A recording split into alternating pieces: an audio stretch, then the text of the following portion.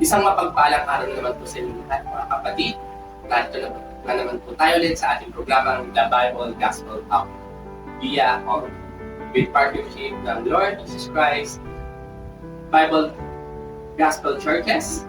Maraming salamat sa lahat na sumusuporta at matangkilik sa aming programa, at lalo sa lahat, salamat po sa Panginoon Diyos sa mga ganitong programa na na-share namin ang mga salita. Bago tayo sa ating pag-aaral, nais ko muna batiin ang ating mga kapatid at sa ating mga kasama sa mga trabaho sa ating paglingkod sa ating Panginoon. Una-una, gusto kong batiin yung kapatid na mga kapatid natin dyan sa Tagbilaran, Sai, sila Pastor Silio, sila Pang-Licensa, sila Medyo, sila BPA, at sa mga kasama nila dyan sa site, nagkakaroon sa inyong lahat. Ganoon din po sa mga kapatid na nasa Damis, Dalit Family, mga Sister Albert, Pastor Jibar, bakit po sa inyo.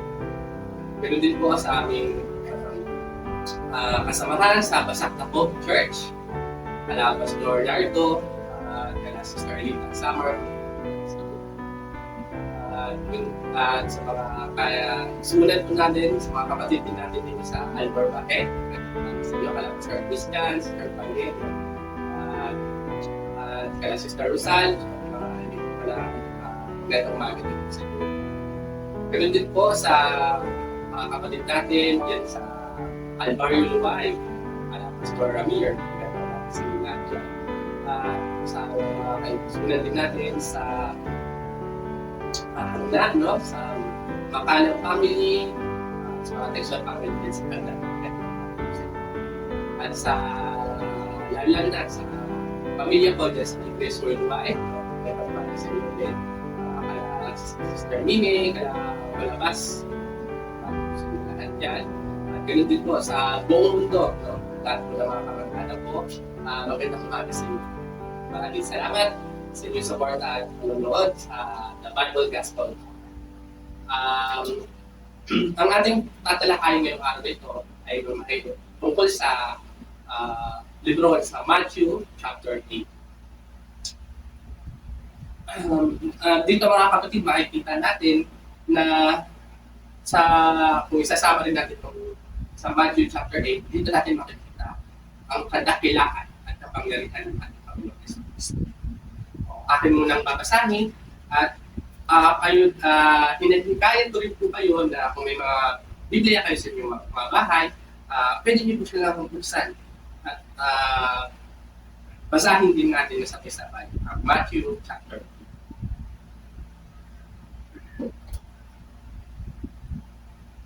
Matthew chapter 8, verse 1.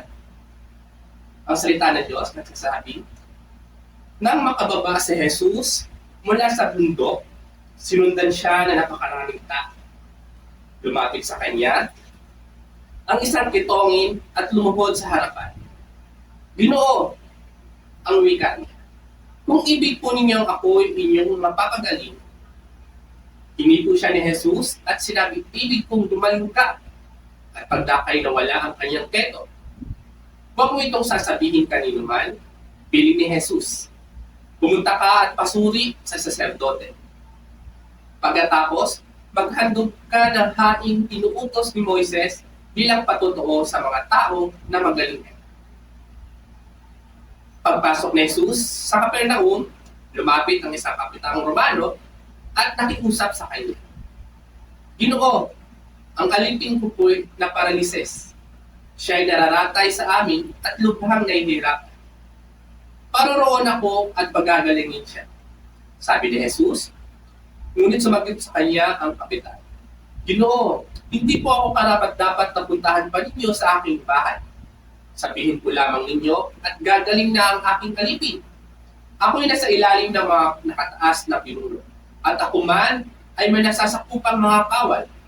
Kung sabihin ko sa isa, humayo ka, siya ay humahayo. At sa iba, halika, siya ay lumalapit. At sa aking alipin, gawin mo ito at ginagawa mo. Namangha si Jesus nang marinig ito at sinabi niya sa mga taong sumusunod sa kanya. Sinasabi ko sa inyo na hindi ako nakatagpo kahit sa Israel ng ganito kalaking pananalig. Tandaan ninyo, marami ang darating buhat sa silangan at kanluran at tutulog sa hapag na kasalo ni Abraham, Isaac at Jacob sa kaharian ng langit. Ngunit marami sa lipid ng Israel ang itatapon sa kadiliman sa labas. Doon mananali sila at mangangalit ang kanilang ngipin. At sinabi ni Jesus sa kapitan, umuwi na kayo. Mangyayari ang inihiling ninyo ayon sa inyong pananalig. Noon, di gumaling ang alipin ng kapitan. Verse 14, pumunta si Jesus sa bahay ni Pedro at doon nakita niya ang binan nito, nakahiga at inaapoy ng lagnat.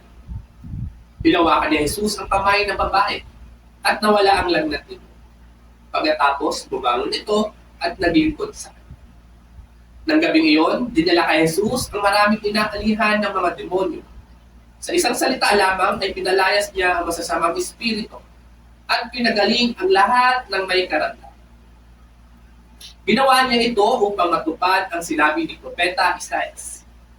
Kinuha niya ang ating mga hinaan at binata ang ating mga karamdaman.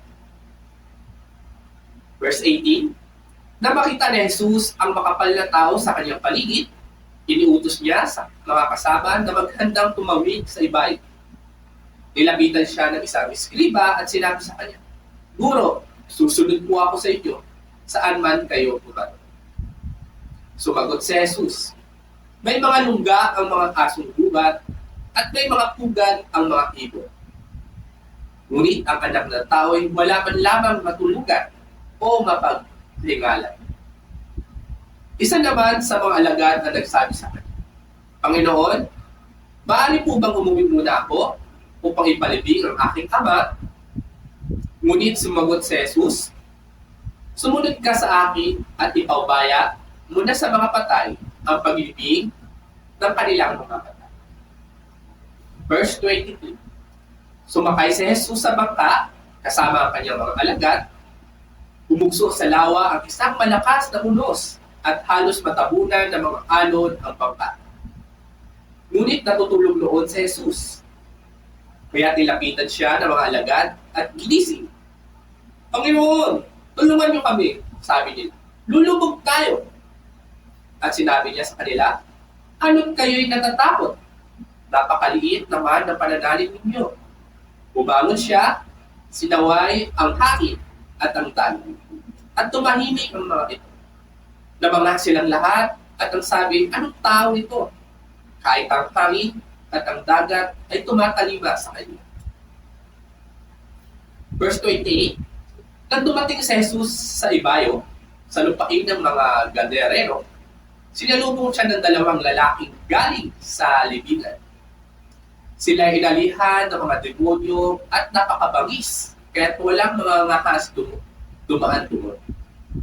Pagdakay, sumigaw sila, ano ang pakailan mo sa amin, anak ng Diyos? Naparito ka ba upang pahirapan kami nang hindi pa panahon? Sa di kalayuan ay may malaking kawan ng baboy na nanginginain at namanhi sa kanya ang mga demonyo. Kung kami palalayasin mo, bayaan mo na yun, sinabi ni Jesus. Pumayo kayo, kaya lumabas sila sa dalawang lalaki at pumasok sa mga baboy. Ang buong kawan ay biglang sumibad ng takbo tungo sa bangin, nahulog sa lawa at nalunod. Patakbo umuwi ng bayan ang mga tagapag-alaga ng kawan at pagdating doon ay ipinamalita ang lahat ng bagay, pati ang nangyari sa mga inalihan ng demonyo.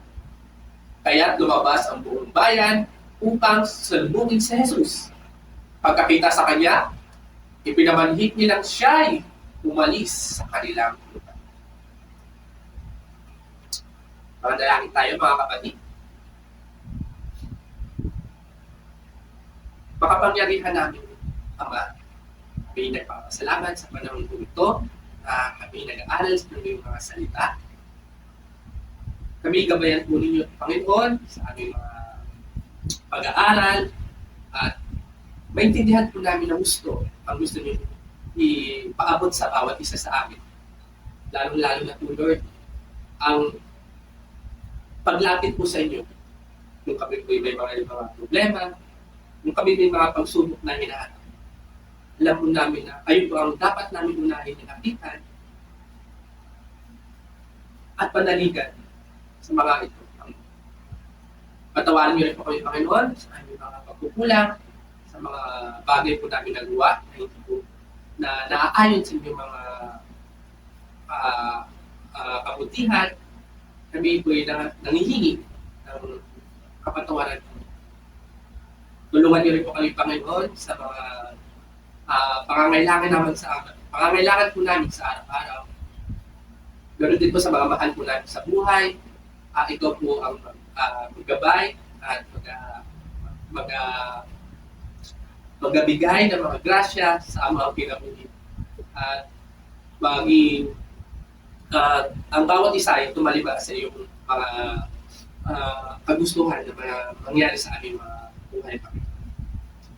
At ganoon din po, Panginoon, kami po ay nagpapatuloy na paglingkod para sa inyo.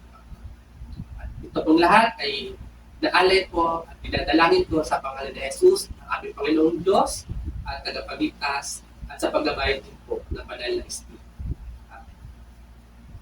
Maraming salamat, mga kapatid. No? Saan hindi pa ako magbibigay ng explanation at pagkakaintindi sa ating nabasa, gusto ko munang mapakinggan ninyo ang aking kwento tungkol sa isang Kristiyanong nagpagupit at sa isang barbero hindi pa nakakakilala sa Diyos.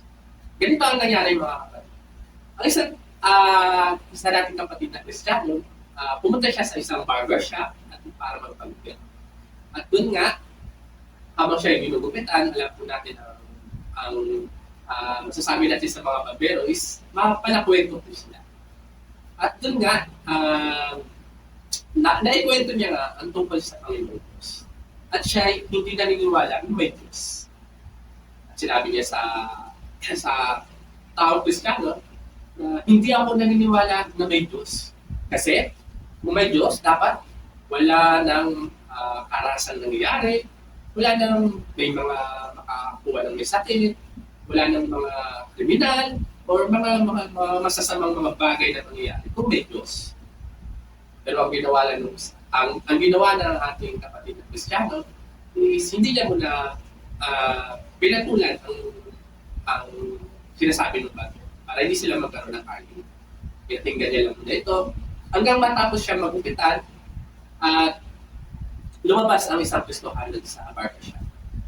Paglabas ng isang Kristohanon, at nakita niya ang isang tao na mahaba ang buhok at medyo mataas din ang balbas. At dinala niya yung taong yun sa harap ng barbero. At sinabi niya sa barbero, pati ang barbero ay hindi totoo. Kasi kung totoo pa ang mga barbero, sana wala na rin matataas ang buhok, wala nang pangit ang buhok, at wala na rin matataas ang balbas. Pero sinabi niya barbero, hindi, totoo ako. Nagugupit nga ako eh. Yun ang ng barbero. Paano mo malalaman kung paano mo mapagtotoo na ikaw ay isang barbero? Mapapatunayan ko yan pag ang lumapit sa akin na tao is magpagupero. Kaya mapapatunayan ko na ako isang barbero. Kaya mga kapatid, makikita natin ang punto ng kwento at binahagi na malalaman ng isang tao na hindi pa nakakakilala sa Diyos. Once na lumapit sila, maintindihan nila na may Diyos talaga. Sa madaling salita, kung ang taong hindi pa nakakakilala sa Diyos, once na lumapit siya at tinanggap niya ang Panginoong Diyos sa kanyang buhay, malalaman niya talaga na may Diyos. At nandiyan ang Diyos.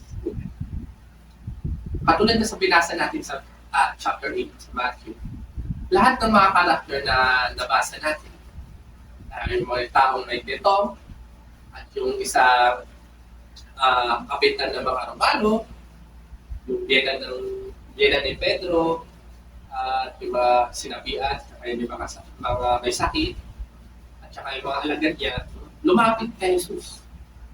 Habang sa paglapit nila, doon nila nakikilala ang Panginoon. Simulan natin sa una na may taong ito, kung paano siya napalala. Mababasa natin, yung isang tao, may keto siya. Konting recap lang sa mga may keto. Kung ikaw may keto sa unang panahon pa, talagang pag ikaw may ganung uri na sakit, ika-quarantine ka. Talagang parang iiwasan ka ng maraming tao. Kasi ang tingin sa kanila is napakadumi. Kaya yung panahon na yun, bago pa nila ma-prove sa kanilang sarili na sila'y malinis na or magaling na talaga, may mga proseso na ginagawa. Magpapacheck pa sila sa kanilang mga sacerdote at maghahalad pa sila ng mga kahit dapat ihalad sa kanilang karamdaman para malaman nila, ma-prove nila na sila ay malinis na sa sakit na yun. Dito sa chapter 8, no, sa verse 2, makikita natin na lumapit sa kanya, no? Take note to, sa word na lumapit. No? Lumapit sa kanya ang isang pitongin at lumuhod sa harapan niya. Ginoo ang wika niya, kung ibig po ninyo ako inyong mapagaling, anong nangyari, di ba? Lumapit siya sa Panginoon. At hindi po lang siya ng Panginoong Diyos at siya'y gumaling sa kanya. At yun, makikita natin na napakapangyarihan ng Panginoong Diyos natin, na siya'y nakakapagpagaling. Then sa pangalawa, ano sa ating sa isang kapitang Romano, dito ka ma-amaze mga kapatid. Sa kapitang Romano na to, nakiusap siya na nakiusap siya kay Jesus na pagalingin ang kanyang sabihin na lang natin na alalay, no? Or kasambahay na pagalingin ni Jesus. Na yung tao na yun, paresado na, di makatayo sa kama. Humingi siya ng tulong sa Panginoon Diyos. So, hanapin ko yung pinaka-word nito. Sinabi dito na pagpasok ni Jesus, lumapit. No? Nandito naman po yung word na sa verse 5, nandito na naman po yung word na lumapit. Pagpasok ni Jesus sa Capernaum, lumapit ang isang kapitang Romano at nakiusap sa kanya. Ginoo, ang alipin ko po ay naparalisis. Siya ay nararatay sa amin at lubhang nahihirapan. Makita talaga natin na yung Kapitan Romano na yung may kahabagan sa kanyang kasambahay. At nakikita din natin dito kung gaano siya may pananalig sa ating Panginoon Jesus. Pero mo kasi sinabi pa ni Jesus sa kanya, sige, pupunta ako sa bahay ninyo. Pero ang sabi ng Kapitan, hindi na po kailangan. Salitaan niyo lamang po is mapapagaling na po ang aking kasambahay. Nakikita niyo na malaki ang pananalig talaga ng Kapitan na po. At sinabi nga ni Jesus dito, no, na ngayon lang siya nakasumpong ng ganung tao. Namangha si Jesus na marinig ito. At sinabi niya sa mga taong sumusunod sa kanya, sinasabi ko sa inyo na hindi ako nakatagpo kahit sa Israel ng ganitong kalaking pananalig. Tandaan ninyo, marami ang darating buhat sa silangan at kagunuran at dudulog sa pag nakasalos sina Abraham, Isaac at Jacob sa karian ng langit. Alam na na-amaze si Jesus sa pananalig ng isang kapitan ng Romano. At in-explain niya rin dito na yung mga taga-Israel, no? Ngunit marami sa lipis ng Israel ang itatapon sa kadiliman sa labas, dumoy mananangis sila at pangangalit ang kanilang ibig. At sinabi ni Jesus sa kapitan, umuwi na kayo, pangyayari ang inihiling ninyo ayon sa inyong pananalig. Noon, bumalik ang alipin ng kapitan. Salamat sa Ginoo. Ang kapangyarihan talaga ng Diyos, hindi natin kailangan malutin. Gusto niya talagang mangyari sa iyo ang gusto niya mangyari sa iyong buhay, talagang mangyayari.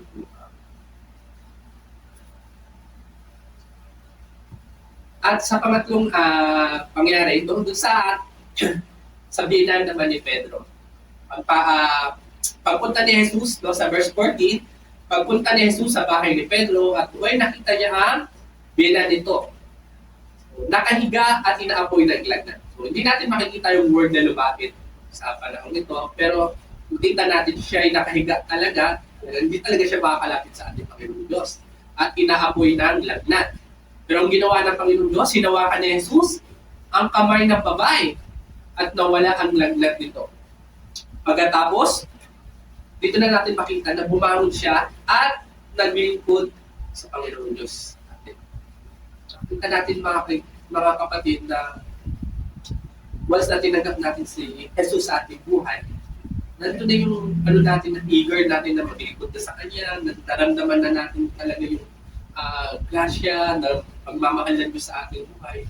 Talagang taos-puso kang maglilingkod sa Panginoon.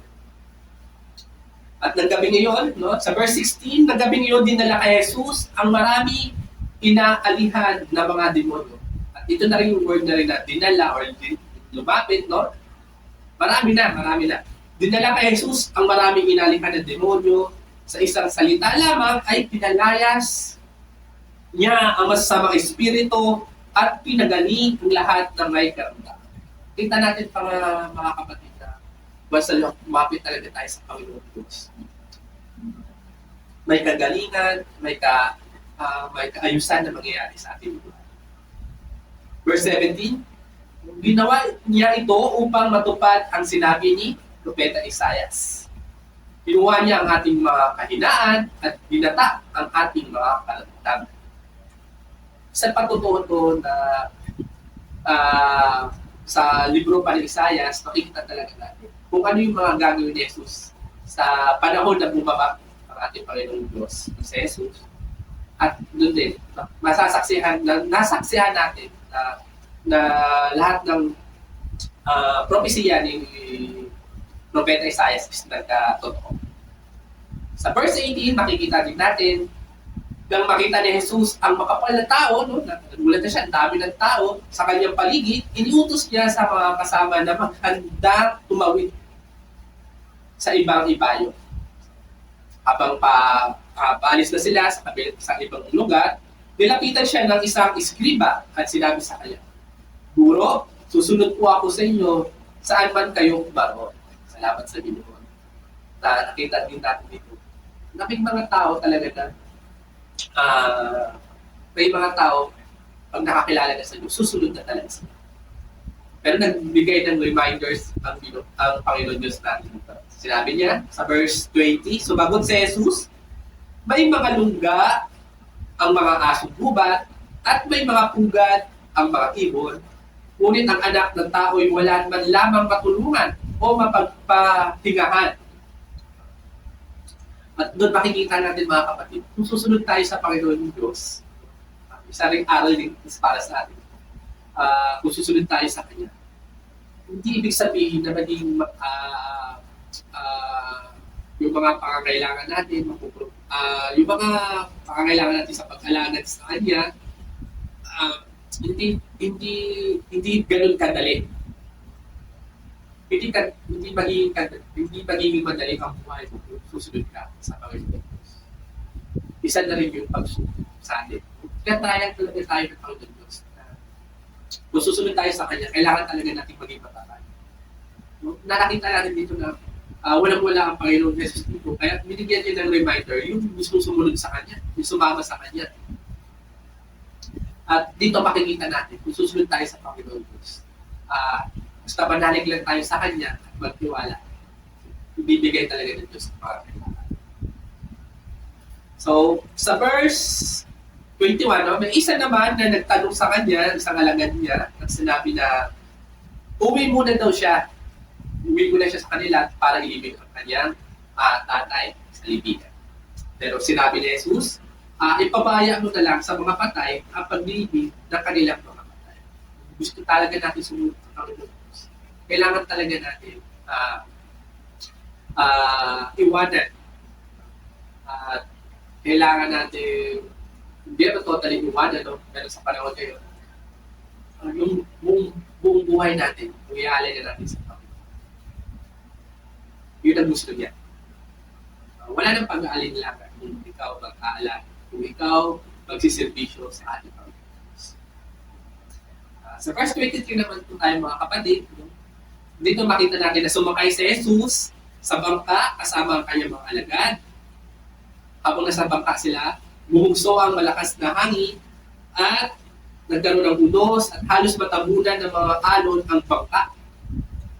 Pero yung time na yun, natutulog si Jesus, kaya nilapitan siya ng mga alagad at gigising. Panginoon, tulungan niyo kami, sabi nila. Lulubog tayo. At sinabi niya sa kanila, ano kayo'y natatakot?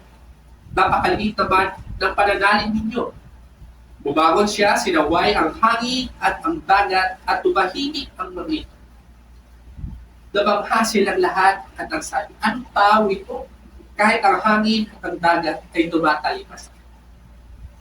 Dito pala mga kapatid, kitang-kita na natin kung gano'ng makapangyarihan ng Panginoon.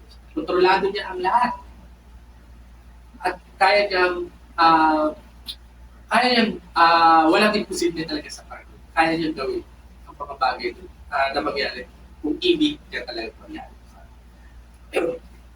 At dito makikita din natin na ang Diyos, yung mga imposible talaga mangyari sa atin, kaya niya talaga gawin. Kaya ang gusto niya talaga ipahid sa atin, is manalig talaga tayo sa atin. At pagtiwala tayo sa kanyang kapangyarihan. At narito tayo sa ating last part, no? Sa verse 28. Nang dumating ka sa Jesus, no? Galing sila sa bangka. Nang dumating sa Jesus sa ibayo, sa lupain ng mga Gadareno, sinalubong siya ng dalawang lalaking galing sa libingan. Sila'y sinabiban o inalihan ng mga demonyo at napakabangis, kaya walang mga has dumaan doon. Pagdakay, sumigaw sila. Ito makikita rin natin mga kapatid na kahit ang mga demonyo nakakakilala sa ating Panginoon. Ito po, katibayan. Verse 29, pagdakay, sumigaw sila. Ano ang pakailan mo sa amin, anak ng Diyos? Naparito ka ba upang pahirapan kami ng hindi panahon?